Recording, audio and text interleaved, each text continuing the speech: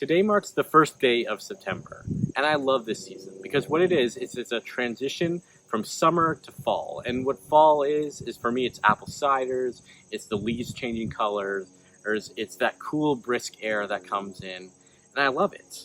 But in it, we have a little bit of sadness. What happens is these trees are going into hibernation.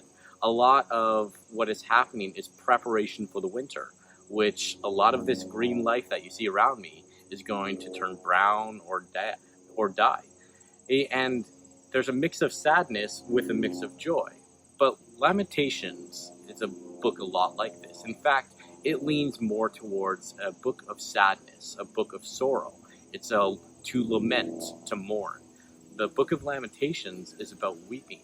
But in that passage, we find something beautiful. But first, let's look at what they're talking about a little bit in verse 19. In Lamentations 3:19 and 20, it says, "Remember my affliction and my wandering, the bitterness of my soul. Surely my soul remembers and is bowed down within me."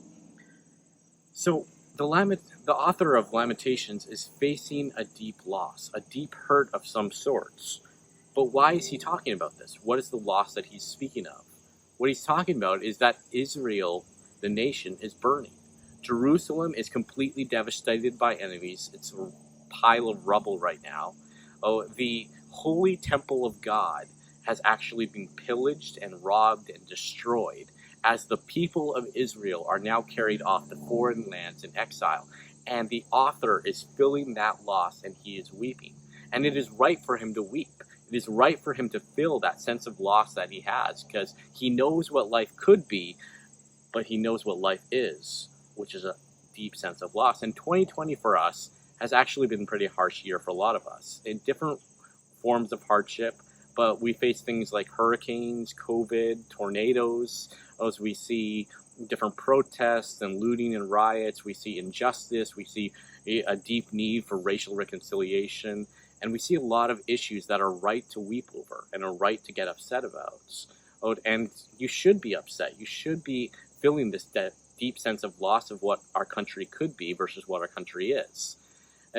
But at the same time, hear what the Lamentation author does. In verse 21, he says this, "And this I recall to mind, therefore I have hope.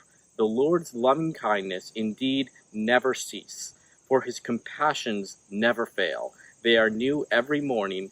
Great is your faithfulness. The Lord is my portion, says my soul. Therefore I have hope in him." Cultures will fail. Countries will fail. Nations will fail. Leaders will fail. People will fail. We will fail. All of these things will fail, but the Lord never fails, and that's who we put our hope in, and that's who we put our trust in. And the Lord is our portion is saying that the Lord is where we place our hope in. The Lord is where we put our trust in. The Lord is what we find our salvation in and our hope in, and we find it in nothing else.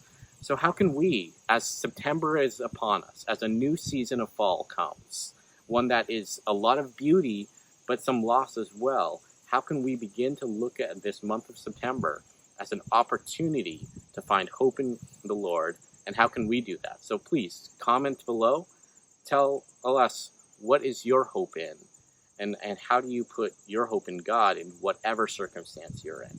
Thank you.